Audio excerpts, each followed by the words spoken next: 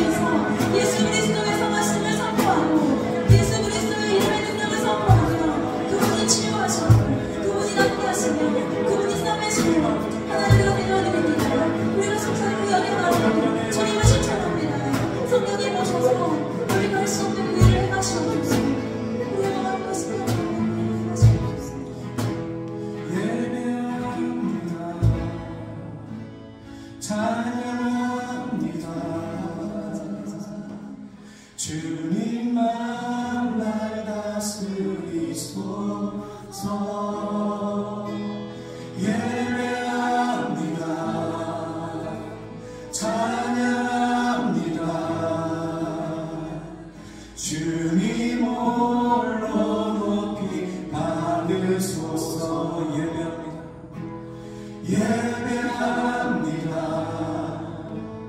찬양합니다. 주님만 날 다스리소서.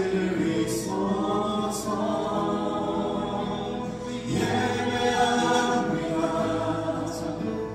찬양합니다. 주님 홀로 높이 받으소서.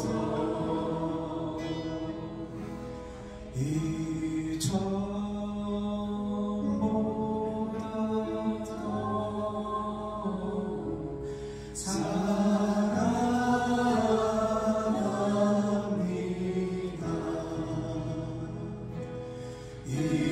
이전보다 더 사랑합니다.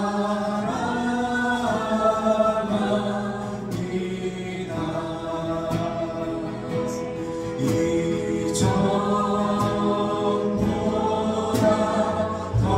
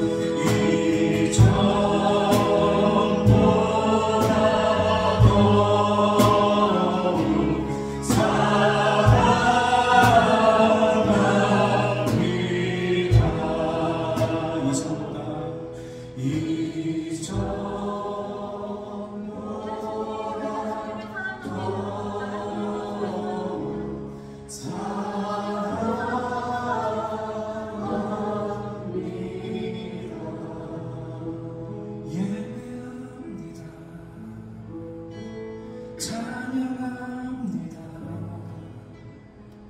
주님만 날 다스리소서. 예배합니다. 찬양합니다. 주님 홀로 높이 받으소서.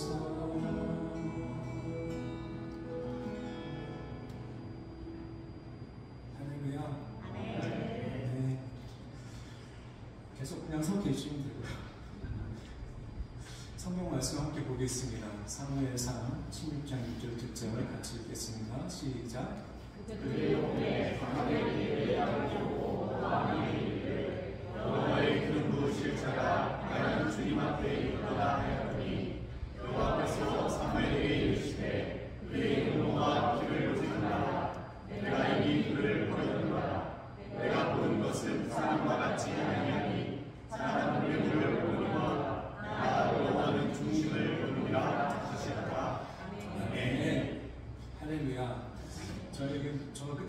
목사님이시고 여기 이제 예수노래단에서 간사하셨고 간사님이시고 여기 전도사님이십니다.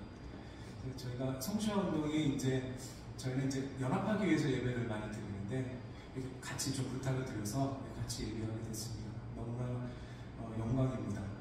오늘 말씀은 하나님께서 사무엘에게 하신 말씀입니다. 사울 왕을 보고 사울 왕 대신 내가 다윗을 세웠으면 좋겠다. 그 하나님께서 말씀을 사무엘에게 이제 그 소원을 주시죠.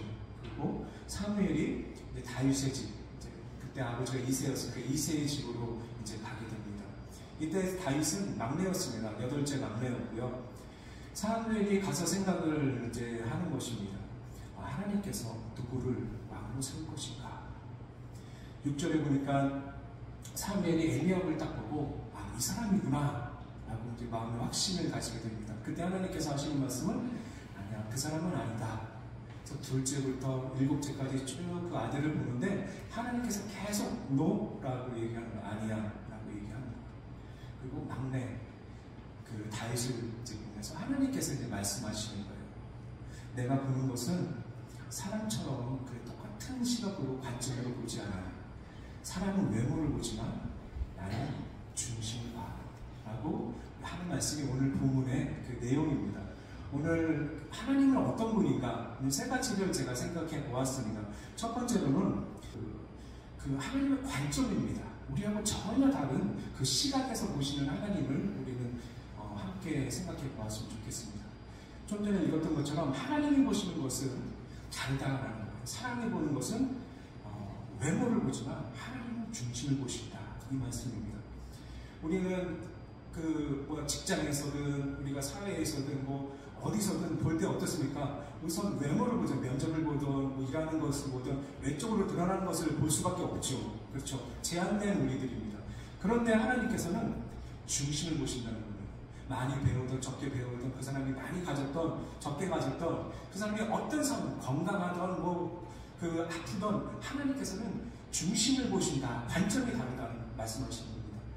저는 춘천에 많은 목사님들을 만납니다. 근데 이제 큰 교회 목사님들 만날 때는 목사님 이렇게 숙이는데 이제 유용 목사님처럼 젊은 목사님들 하면 네 안녕하세요. 저는 어쩔 수 없는 것이죠. 그렇죠? 그 관점이 이제 다른 겁니다. 그런데 하나님께서는 중심을 보신다라고 이제 기록되어 있는 거예요. 그래서 하나님은 공평하시구나라는 겁니다. 어떤 나라, 부자인 나라, 가난한 나라, 부자인 사람, 가난한 사람, 모든 것을 따라서 하나님의 판단 기준이 있는데 그 사람이 어떤 사람인가 마음을 먼저 보신다는 거예요. 여기서 우리는 큰 위로를 얻게 되는 것이죠. 우리 직장 안에서도 어떤 상황이 다 다를 겁니다. 엄청 스트레스를 받는 그런 상황들이 매일 있잖아요. 근데 하나님께서는 그 사람의 그 직위나 상황이나 모든 것을 따라서 가장 하나님의 첫 번째 관점은 중심을 보신다. 그래서 하나님은 정말 공평하시구나. 그렇기 때문에 하나님이 이 우주 만물의 모든 것을 판단하실 수 있는 것이죠. 두 번째는 하나님께서는 전능하신 하나님이라는 거죠. 전능하신.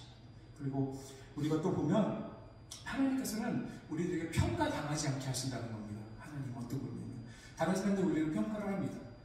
그래서 그 사람의 외모를 보고 옷에 따라서 그 사람의 모든 것에 따라서 평가를 하지만 하나님은 평가하지 않고 그리고 우리가 쓰러지고 넘어지고 할 때도 하나님은 넘어질 권세를 이길 권세를 주신다는 거예요. 그래서 하나님 성경에 보면 우리가 어떤 상황에 있을지라도 감당할 힘을 주실 것이고 그리고 우리 감당할 수 없는 그런 쓰러질 상황, 죽음, 내가 자살을 생각하는 그런 상황에서도 하나님 피할 길을 주실 것이다 라고 성경에 기록되어 있는 것입니다. 그러면 하나님은 어떤 분이십니까? 하나님은 우리에게 주시는 분이에요. 왜? 예수 그리스도의 믿음으로 그 권능을 주셨습니다. 어려움을 이길 권능을 주셨고 우리가 기도하면 하나님께서 들어주실 그 기도에 응답하실 그 권능을 우리가 갖고 있다는 것이죠. 세 번째 하나님은 어떤 분이시냐면 하나님은 우리를 만드신 분입니다. 여러분 어머니 뱃속에 있을 때부터 여러분 한 명 한 명을 무엇을 위해서 살아가야 될지 하나님께서는 다 계획해 놓으셨죠. 그리고 꿈이 있었죠. 근데 우리가 살아갈 때 어떻습니까? 내가 여러 가지를 하려고 계획하고 공부를 하고 그러지만 현실적인 벽 앞에서 우리가 무너질 때가 많이 있죠. 그래서 살아가면서 우리 꿈이 없어지는데 그렇지만 놀라운 위로를 제가 얻었던 것은 하나님께서 그 중심을 아신다는 겁니다. 하나님께서 나를 무엇을 위해서 만드셨는지를 하나님은 알고 계시고 그리고 내가 공부하고 시험 받는데 계속 떨어지든지 내 직장에서 생활을 잘 하려고 했는데 잘 못하든지 그 마음을 다른 사람으로도 하나님 알고 계시다는 거예요. 왜? 하나님 나를 만드셨기 때문에.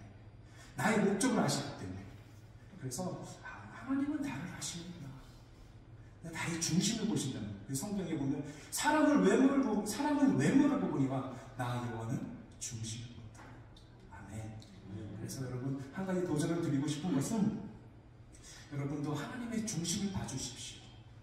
하나님께서 여러분의 중심을 보고 여러분을 위해서 쉬지 않고 기도하고 계시는데 이제는 우리 하나님의 자녀된 우리들 하나님의 중심을 우리가 보는 삶을 살았으면 좋겠습니다. 하나님을 믿으시고 그리고 하나님께 여러분을 드리십시오.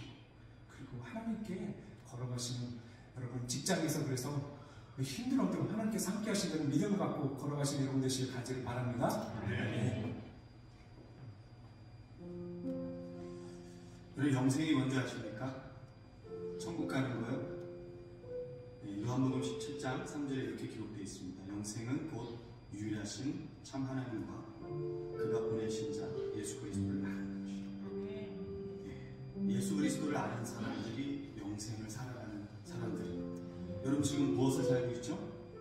영생을 살고 있는 거예요. 아멘? 그 영생을 사는 사람들에게 발견되는 특징 하나가 있습니다. 뭐냐면 나에게 가장 귀한 것이 예수 그리스도다. 아멘? 오늘 이 시간 내 안에 가장 귀한 것이라는 찬양을 하나님 앞에 올려드릴 텐데 이 고백이 여러분의 진실된 고백이 되길 소망합니다.